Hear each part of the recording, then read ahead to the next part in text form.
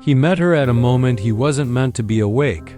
The train station was almost empty, only the hum of fluorescent lights, the soft rhythm of a cleaning cart somewhere behind him, and the weight of a day that refused to leave his shoulders. He was checking the departures board for the third time, pretending the delay didn't bother him, when he heard a quiet laugh behind him.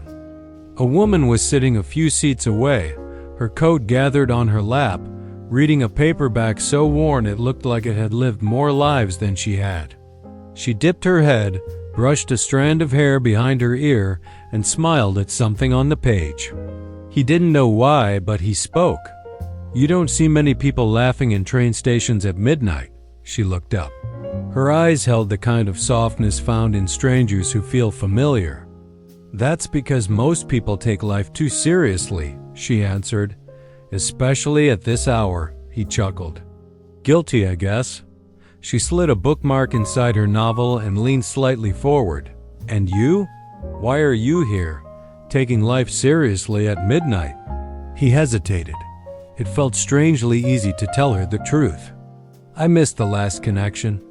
"Wrong platform." "Or right one," she murmured. Something shifted then, subtle as breathing, quiet as a turning page. A conversation that didn't want to end. They talked as if the conversation had been waiting for them both, paused somewhere in the universe until they finally arrived to continue it. Books at first, then music. Then the small heartbreaks that had shaped them, the doubts they carried, the versions of themselves they were trying to grow into. He told her about how his life felt, paused, like he'd been living on autopilot, doing everything expected and nothing desired. She told him about the city she was leaving, about a relationship that had ended without a fight, the kind of ending that feels like a quiet room, she said. Time began folding around them. Minutes slipped into something uncountable. There were pauses, long ones, where neither of them spoke, but neither of them looked away. Silences that felt full, not empty. A train passed through without stopping, its motion sending a rush of air that stirred her hair. He wanted to reach out, to touch the strand that brushed her cheek, but he didn't. Not yet. They talked as if the conversation had been waiting for them both, paused somewhere in the universe until they finally arrived to continue it. Books at first, then music. Then the small heartbreaks that had shaped them, the doubts they carried, the versions of themselves they were trying to grow into. He told her about how his life felt, paused, like he'd been living on autopilot, doing everything expected and nothing desired. She told him about the city she was leaving, about a relationship that had ended without a fight, the kind of ending that feels like a quiet room, she said. Time began folding around them. Minutes slipped into something uncountable. There were pauses, long ones, where neither of them spoke, but neither of them looked away.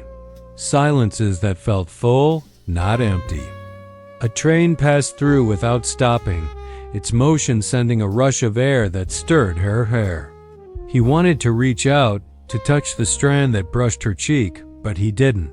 Not yet.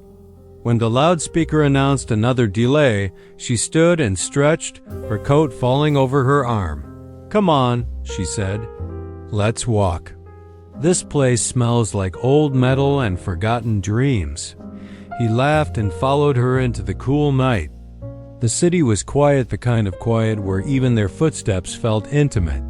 They walked without destination, stopping at a bridge where the river reflected the orange glow of the street lamps.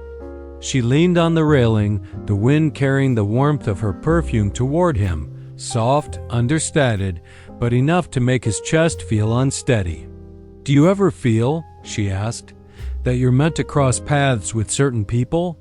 Not forever, just for the exact moment you need them." "Maybe," he said. "Maybe some people are meant to remind us we're still alive."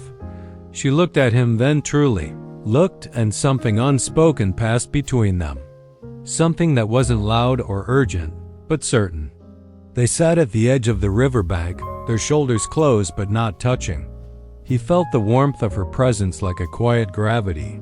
Every time she turned to speak, Her knee brushed his, sending a gentle spark through him.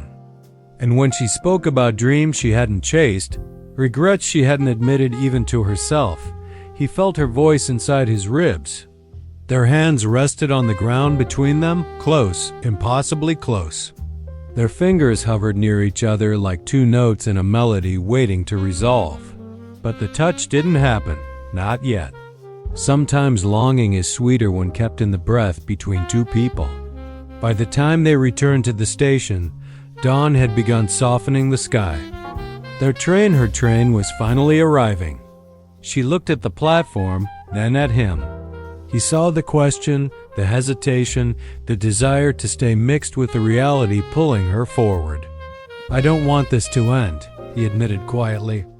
"It doesn't have to," she whispered. "But maybe it also can't become something forced," he nodded. She reached out then finally, and her fingers grazed his jaw, tracing the light stubble there.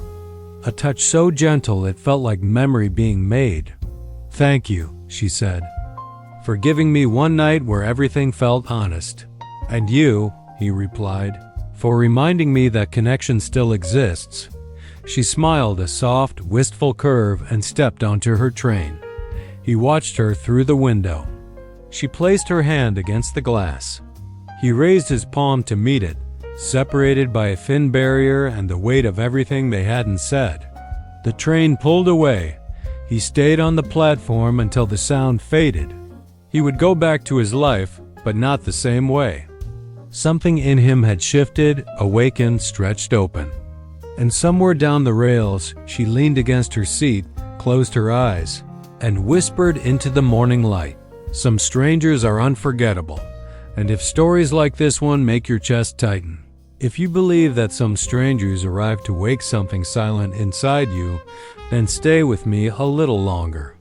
There are more quiet midnights, more unexpected meetings, more slow-burn romances where longing speaks louder than words.